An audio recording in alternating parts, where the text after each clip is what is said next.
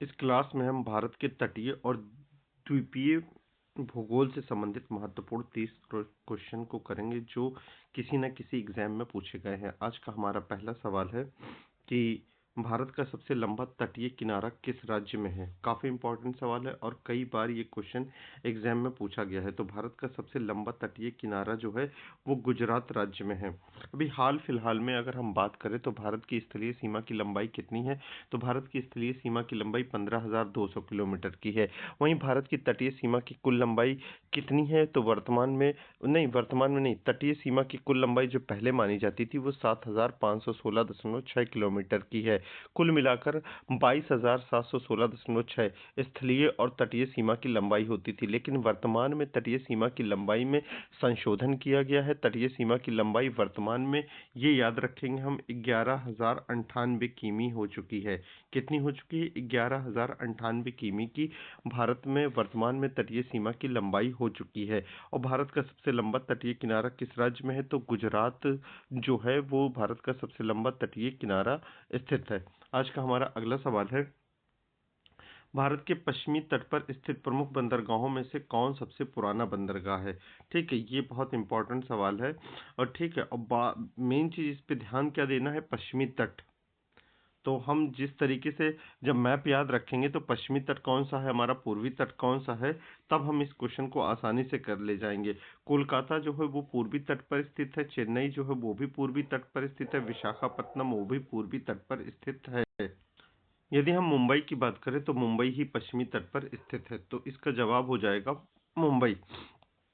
पश्चिमी तट की अगर हम बात करें तो पश्चिमी तट को सह्याद्री के नाम से भी जाना जाता है। पश्चिमी तट में गुजरात, महाराष्ट्र, गोवा, कर्नाटक, केरल, तमिलनाडु 6 स्टेट पश्चिमी तट के अंतर्गत आते हैं। इसका सही जवाब हो जाएगा, प्रमुख बंदरगाह कौन सा है जो सबसे पुराना है, तो मुंबई है। आज का हमारा अगला सवाल है कि भारत के कौन से तटीय राज्य में गोवा स्थित है। तो ये पहले क्या था कि गोवा जो था वो पुर्तगाल के अधीन था, तो इसको एक अलग से टेरिटरी डिफाइन किया गया। जब ये पुर्तगाल से स्वतंत्र हुआ तो इसे संघ शासित क्षेत्र घोषित कर दिया गया और वर्ष 1987 में इसे अलग स्टेट बनाया गया। तो उस समय की अगर रिस्पेक्ट में देखें तो इसे महाराष्ट्र में माना जाता था, लेकिन वर्तमान में गोवा जो है एक स्वतंत्र राज्य के तौर पे इसका निर्माण हो चुका है। तो ये क्वेश्चन थोड़ा सा गलत हो गया कि भारत में कौन सा तटीय राज्य गोवा में स्थित है, ये तो गलत हो गया। ठीक है, तो अगर हम तटीय राज्यों की बात कर लें तो तटीय राज्य को एक नज़र में अगर हम देख लें तो सबसे पहले गुजरात आएगा, उसके बाद अपना महाराष्ट्र आएगा, उसके बाद गोवा आएगा, उसके बाद कर्नाटक आएगा, उसके बाद केरल। फिर हम ये तो वेस्ट साइड के हो गए, फिर इधर हम ईस्ट साइड पे आ जाएंगे तो तमिलनाडु हो गया, तमिलनाडु के बाद आंध्र प्रदेश हो गया, आंध्र प्रदेश के बाद उड़ीसा हो गया, उड़ीसा के बाद अपना वेस्ट बंगाल हो गया। तो इधर के 5, इधर के 4, टोटल 9 स्टेट जो हैं वो तटीय राज्य से संबंधित है।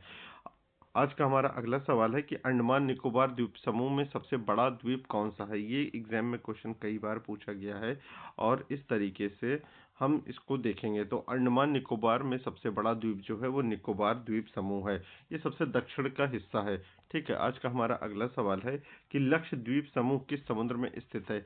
मैप न याद होने की वजह से इस तरीके के क्वेश्चन गलत होते हैं। सबसे पहला यही कहेंगे कि मैप को आप याद करिए। तो लक्षद्वीप समूह जो है वो अरब सागर में स्थित है। अरब सागर नहीं, सॉरी, हिंद महासागर के अंतर्गत हिंद महासागर में लक्षद्वीप समूह जो है वो हिंद महासागर का हिस्सा है। ठीक है, आज का हमारा अगला सवाल है कि भारत के पश्चिमी तट पर कौन सा प्रमुख तटीय क्षेत्र स्थित है। पश्चिमी तट इसने फिर पूछा है, यहाँ इस बात का हम विशेष ध्यान देंगे कि कैसा तट पूछ रहा है और प्रमुख तटीय क्षेत्र कौन सा है। तो माही नदी की अगर हम बात करेंगे तो ये नदी है, तो इससे कोई लेना देना नहीं है। गंगा तट का की अगर हम बात करें तो गंगा तट उत्तर में स्थित है। हम पश्चिमी तट की बात करें, कर्नाटक तट, मालाबार तट, ये दोनों ही पश्चिम में है। ये दोनों ही पश्चिम में है, लेकिन इसने क्या कहा है कि प्रमुख तटीय क्षेत्र कौन सा है, तो प्रमुख तटीय क्षेत्र जो है वो मालाबार तटीय क्षेत्र है। आज का हमारा अगला सवाल है कि अंडमान निकोबार के निकट कौन सा जलमार्ग महत्वपूर्ण है। अंडमान निकोबार, जैसा कि हम जानते हैं कि अगर हम बंगाल की खाड़ी में जाएंगे और इंडिया के ईस्ट साइड पे ना, क्या कहते हैं, साउथ ईस्ट साइड पे अंडमान निकोबार द्वीप स्थित है। तो इसमें जो है हम निकट कौन सा जलमार्ग महत्वपूर्ण, तो मलक्का जल संधि जो है वो काफी इंपॉर्टेंट है। ठीक है, अगर हम वहीं बास्पोरस जल संधि की बात करेंगे तो बास्पोरस जल संधि जो है ये काला सागर को मरमरा सागर से ऐड करती है। ठीक है, अगर हम वहीं बाब अल मानदेव जल संधि की बात करेंगे तो बाब अल मानदेव जल संधि जो है वो लाल सागर को एडन की खाड़ी से जोड़ती है। ठीक है, वहीं अगर हम डार्डनेल्स जल संधि की बात करें तो ये जो है मरमरा सागर को एजियन सागर से ऐड करती है।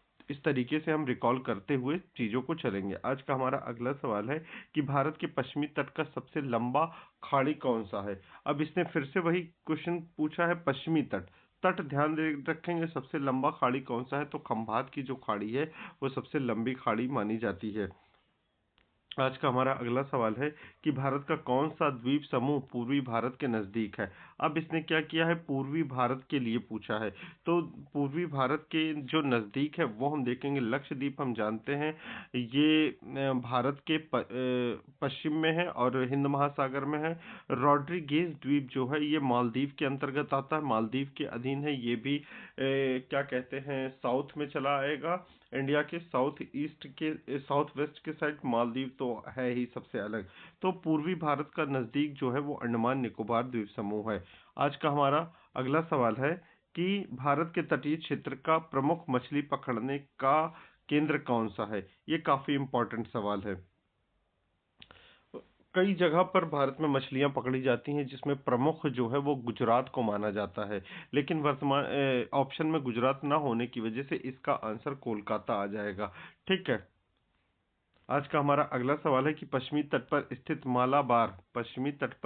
मालाबार तट किन राज्यों में फैला है। बार बार कह रहे हैं कि इस तरीके के सवाल करने के लिए हमको मैप याद होना चाहिए। अगर मैप नहीं याद है तो इस तरीके के सवाल हम लोगों के हमेशा गलत होंगे। तो मालाबार तट का अगर हम बात करें तो मालाबार तट की जो विस्तार है वो कर्नाटक और केरल राज्य में है। जैसा कि हम जानते हैं कि कौन कौन से तटीय राज्य हैं, गुजरात है, महाराष्ट्र है, गोवा है, कर्नाटक है, केरल है, तमिलनाडु है। आफ्टर दैट और ऊपर हम जाएंगे तो आंध्रा है, फिर उड़ीसा है, फिर वेस्ट बंगाल है अपना।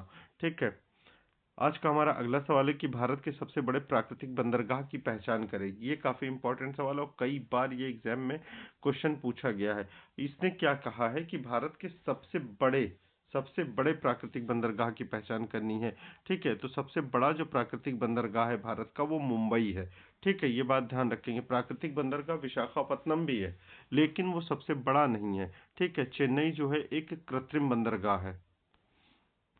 आज का हमारा अगला सवाल है कि भारत के किस द्वीप समूह को बायोस्फीयर रिजर्व घोषित किया गया है।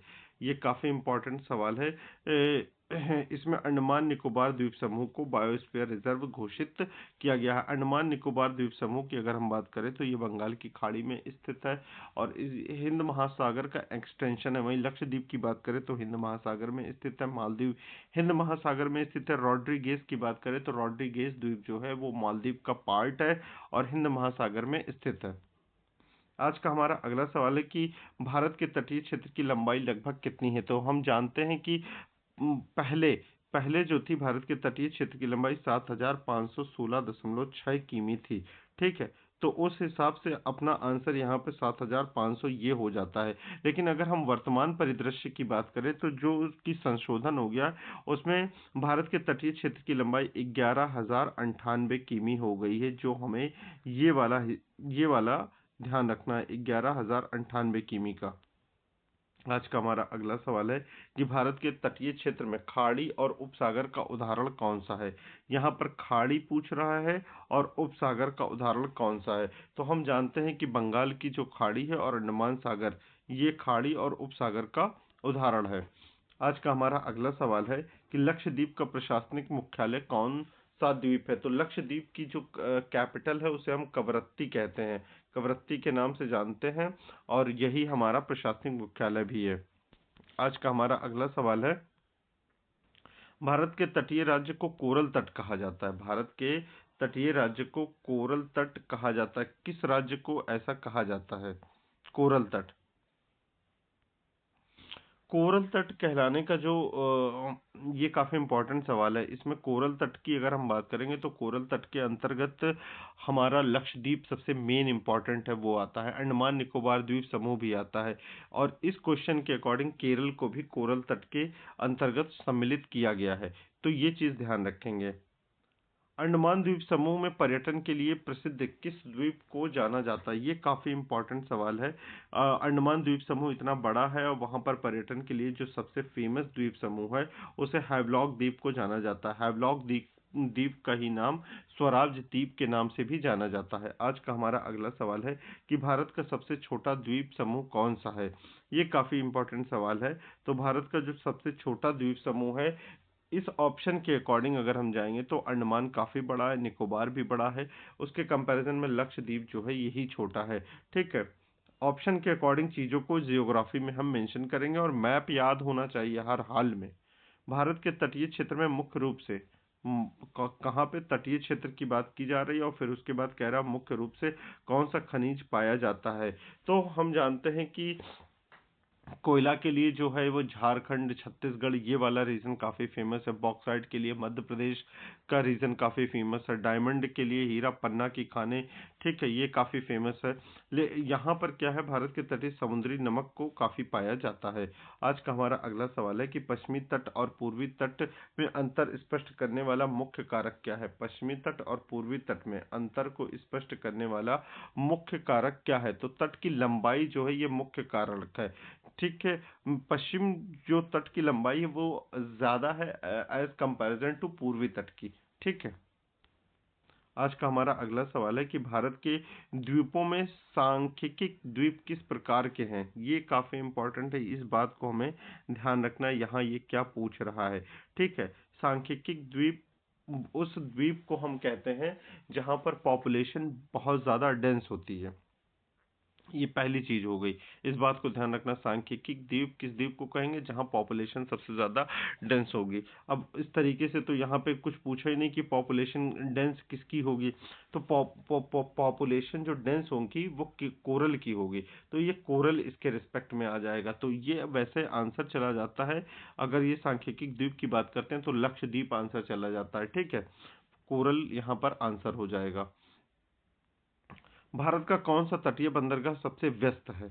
ये काफ़ी इम्पोर्टेंट क्वेश्चन है कि भारत का कौन सा तटीय बंदरगाह सबसे व्यस्त रहता है। तो भारत का जो मुंबई तटीय बंदरगाह है ये काफ़ी व्यस्त रहता है। आज का हमारा अगला सवाल है कि अंडमान निकोबार द्वीप समूह का कुल क्षेत्रफल लगभग कितना है? तो इसका जो सही आंसर होगा वो है 8,249 वर्ग किमी का अंडमान निकोबार द्वीप समूह का कुल एरिया है। आज का हमारा अगला सवाल है कि लक्षद्वीप में कुल कितने द्वीप आते हैं? तो इसका सही जवाब होगा, ये कई बार एग्जाम में पूछा भी गया है, लक्षद्वीप में कुल कितने द्वीप समूह आते हैं? तो इसका सही आंसर होगा 36 द्वीप लक्षद्वीप के अंतर्गत आते हैं। आज का हमारा अगला सवाल है कि भारत के तटीय क्षेत्र में मुख्य रूप से कौन कौन सा जलवायु प्रकार देखने को मिलता है? तटीय क्षेत्र की ये बात हो रही है, तो तटीय क्षेत्र में हम क्या कहते हैं, उष्णकटिबंधीय मानसून जलवायु को देखते हैं। ठीक है, तटीय क्षेत्र में। आज का हमारा अगला सवाल है कि इंडियन ओशन ट्रस्ट के तहत, ये काफ़ी इंपॉर्टेंट हो जाता है, इसके अकॉर्डिंग तहत कौन सा द्वीप महत्वपूर्ण माना जाता है? तो इंडियन ओशन ट्रस्ट के तहत अंडमान निकोबार द्वीप समूह को महत्वपूर्ण माना जाता है। जैसा कि हम जानते हैं कि लक्षद्वीप जो है वो हिंद महासागर में है, अंडमान निकोबार द्वीप समूह को बंगाल की खाड़ी और हिंद महासागर का एक्सटेंशन कह सकते हैं। मालदीव जो है हिंद महासागर में है, रॉड्रिगेज द्वीप जो है वो मालदीव का हिस्सा है। आज का हमारा अगला सवाल है कि पश्चिमी तट पर कौन सी नदी सीधे अरब सागर में गिरती है? फिर से यही क्वेश्चन है, सीधे अरब सागर में। अरब सागर में देखो, यहाँ पे गोदावरी जो है ये बंगाल की खाड़ी में गिरती है, कृष्णा जो है बंगाल की खाड़ी में गिरती है। नर्मदा की अगर हम बात करें तो नर्मदा जो है ये खंभात की खाड़ी में और अरब सागर में गिरती है। मांडवी की बात करें, ये गोवा से इसका उद्गम होता है।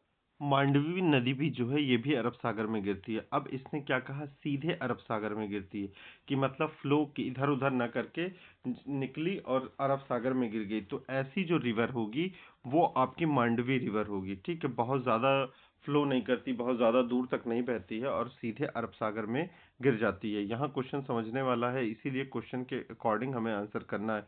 नर्मदा नदी भी खंभात की खाड़ी अरब सागर में गिरती है, लेकिन लंबी नदी है। नर्मदा लंबी की लेंथ 1301 किलोमीटर की आसपास की है और ये काफ़ी लंबी फ्लो करती है, अमरकंटक से निकलती है और खंभात की खाड़ी में आकर लेकिन मांडवी नदी की लेंथ उतनी ना होने के कारण जो ये सीधे वर्ड लगा दिया है, इस वजह से ये आंसर मांडवी हो गया है। आज का हमारा अगला सवाल है कि भारत के किस द्वीप समूह में शिप बिल्डिंग के लिए उपयुक्त वातावरण है। तो शिप बिल्डिंग का जो मैक्सिमम काम है वो पोर्ट ब्लेयर में होता है। पोर्ट ब्लेयर का भी नाम जो है वो बदल दिया गया है। पोर्ट ब्लेयर जो है वो अंडमान निकोबार द्वीप समूह की राजधानी थी। पोर्ट ब्लेयर का नाम बदलकर श्री विजयपुरम कर दिया गया है। ठीक है, तो इसका जो आंसर होगा शिप बिल्डिंग के लिए वो अंडमान हो जाएगा। ठीक है, आज का हमारा अंतिम सवाल है कि भारत में द्वीपों का सबसे बड़ा केंद्र कौन सा है। तो ये काफी इंपॉर्टेंट सवाल है। भारत में सबसे ज्यादा द्वीप किस द्वीप में पाए जाते हैं, ये भी कह सकते हैं। या द्वीपों का सबसे बड़ा केंद्र कौन सा, तो अंडमान निकोबार द्वीप समूह इस सबसे बड़ा केंद्र है। इस तरीके से हमारे आज के सारे सवाल कंप्लीट होते हैं। चैनल को आप सब्सक्राइब करिए, वीडियो को आप लाइक करिए, शेयर करिए, कमेंट करिए, ताकि हम और मोटिवेट हो सके इस तरीके के वीडियो बनाने के लिए। धन्यवाद।